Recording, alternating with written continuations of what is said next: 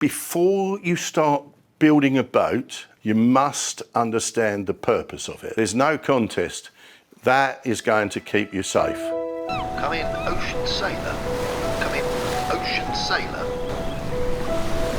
Hi Stu, good morning. What a lovely day. Welcome to Royal Burnham Yacht Club. Thank you. I've got some great stuff to show you, so come on in. Lead the way. This is one of the oldest yacht clubs in the world. It was founded in 1895 when leisure boating first started. It's incredibly interesting. The history here is astonishing. Let's come through here first. If we come into this front room here now, we've got beautiful views of the River Crouch, which I've sailed on a hell of a lot over the years. It's now late February, and obviously the boats haven't relaunched. But in the season, all of this lot will be filled with boats, and it's still a very, very vital club. But this is what I really wanted to show you. This is the opportunity that we've got for me to try and explain where it's come from and where yacht design is going to. So if you go all the way back to these boats here, you can see these are the this was built in 1935, and it was the winner of the Hilton Challenge Cup here in 1937, 38 and 39. And so this boat was a racing boat and a cruising boat. And so was this, and so was this. But look at this is really important. At that time, you had this long full keel and then a keel-hung rudder. Why that's important is because that boat today would still be, in my book, acceptable and completely legitimate for going off and sailing around the world, because here you go. It's got a fully protected rudder, and this is all built from one piece. In fact, in this design, this piece here was the lead ballast, which is not a million miles away from where we are on Kraken, because we've put the lead inside, so there's nothing can knock it off. But look at this boat, look at this boat, and this is all around the development of the first sailing leisure industry yacht builds. And it's all around this time, just after the First World War, and beginning here, obviously, even earlier than that. And so what's happened, it's gone from there, and then as things have moved onwards with yacht design, I want to show you the next part. It's just through here. And I'm going to take you immediately to a boat that a design that most of our viewers will know the name of. And it's up there. It's a bit inconvenient for you, but there's the Contessa 32. This is an iconic boat. World cruiser, world racer, club racer, all of those three things together. But the difference between this boat and what's going on today, this hull and keel was one piece, fully integral. This rudder is fully protected by the skeg. And this wasn't just Contessa that did this. There was a rival 32, there was the Nicholson's 32, 36 and 38, and the Bowman 34 and 38. All of those fin and skeg design started to evolve around here, which was around about the end of the 70s. And at this point, these boats are still cruiser racers. So here's the thing. This hull and keel is an integral long keel, and it's one piece. The hull and keel is one piece. And then you've got the skeg fully protecting the rudder. And so anything that hits this can't knock it off because it's part of the keel. Anything that hits this doesn't damage your rudder. And that's, at this stage, it's got my vote. And I would tell people, rather than go and compromise with a really modern design that's got the features that, as viewers will know by now, I don't agree with, which is bolt-on keels and fin and blade rudders. Rather than go back to something like this. Do you know how much you'll pick that boat up for now? You pick that boat up in the UK from somewhere between 10 and 15k. and that boat will protect you and allow you to sail around the world. So it's not just about buying a Kraken. That's not where I'm coming from here. It's about telling people what they need if they want to go and sail around the world.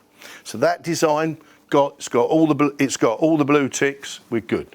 Now I want to take you through to the next part of the club, and I want to show you where it really all started to change.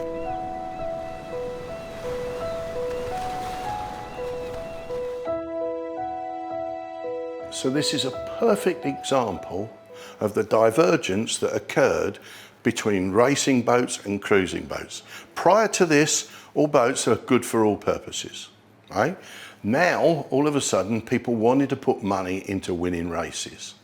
The checkbook started to come out to enable people that had a bit more disposable income to go and win races. So this boat, that's a Sweden 45, designed in the mid-80s, and this is about the point when it all started to change, and this is what changed. This keel became a bolt-on keel, right? And this fin keel here radically shortened. But here is a big change as well, because now you've got a blade-hung rudder, unprotected. Why? Why do that? You've massively reduced the wetted area of the boat in the water. That's reduced friction.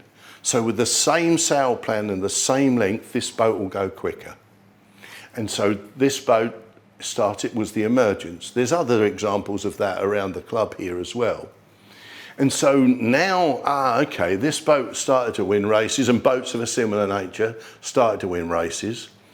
And then, of course, the checkbooks came out again, the bank balances, the bigger bank balances, started to invest in winning races. And let me show you now where it went to, because this is the next phase.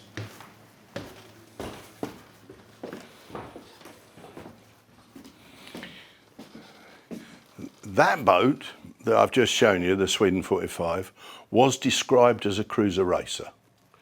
I don't agree. To me, that's given up some fundamental features that cruising boats must have. But you do have to start by defining what you mean by cruising. Because if you mean coastal cruising, hopping across to France, across the Channel, cruising around the archipelago of the Swedish islands, I've got no problem with that. So it's to do with definition, really, that we're talking about. And let's be clear about this. Before you start building a boat and marketing the boat, you must understand the purpose of it. So now the racing fraternity have started to really focus on winning races. And I want to give people the parallel between that and, if you like, Formula One car racing. It's precisely the same development. You know, you wouldn't expect today to go and win a race, or even for the last 20 years, 30 years, in a saloon car.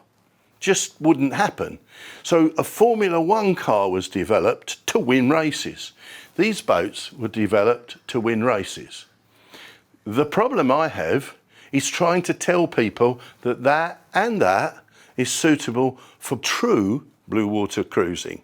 And they're just not, and this is what I want to illustrate today. Now, here's where it went to.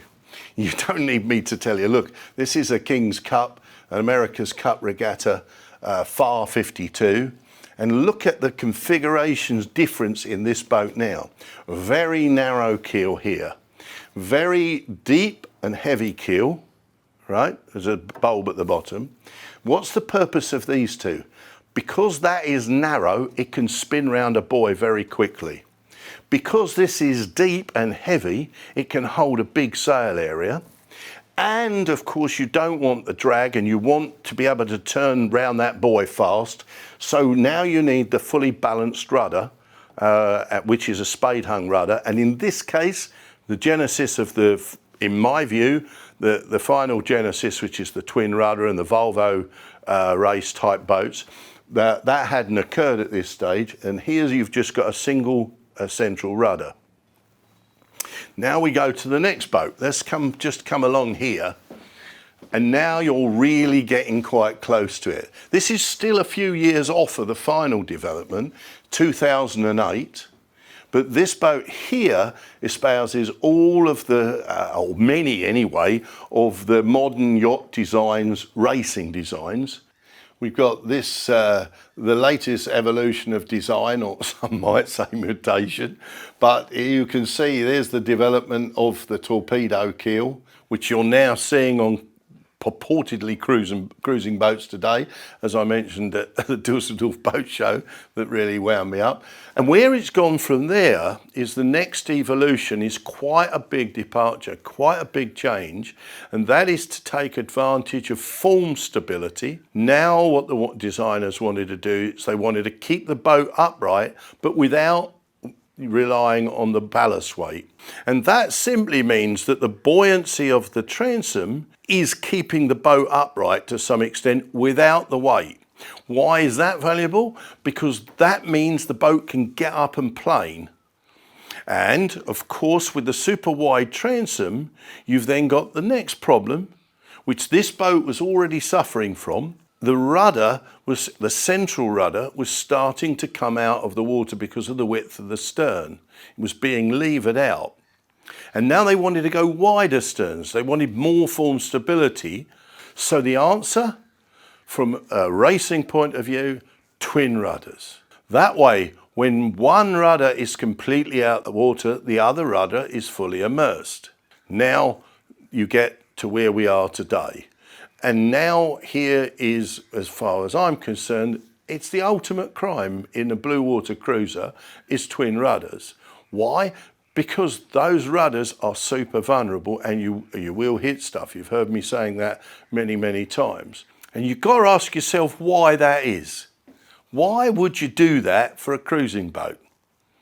And the answer is as cynical as this: because it sells at boat shows. Why does it sell at a boat show? Because it's got a super wide transom. Oh, lots of friends can sit on here. And it's got a super wide master cabin. What a wonderful place to be on my boat. But you have now committed as a cruising boat, in my view, the ultimate crime.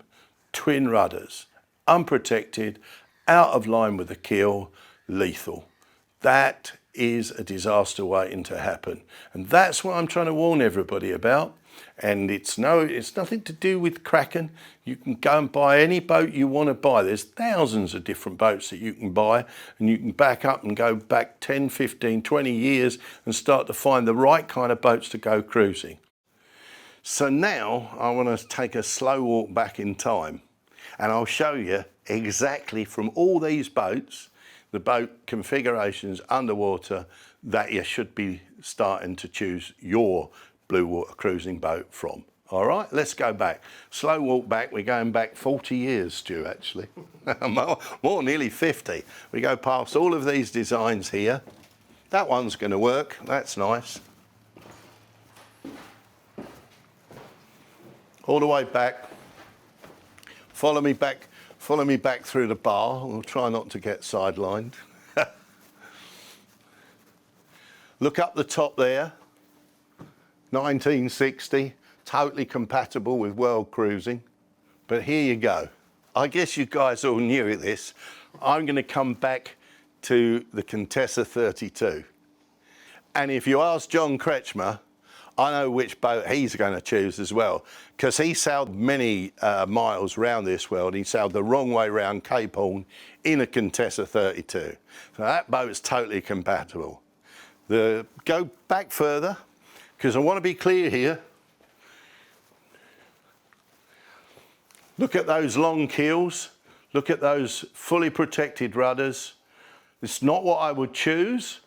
But if you gave me a choice between that configuration or the ones that we're looking on further down with the narrow, shorter keels, blade-hung rudders, there's no contest.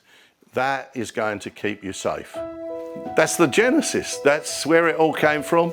So, to summarise, you got to go all the way back to the designs of the early 80s and the late 70s to comply with a true blue water cruising boat's underwater profile. That's the place I wanted to start today. I wish you fair winds and easy seas.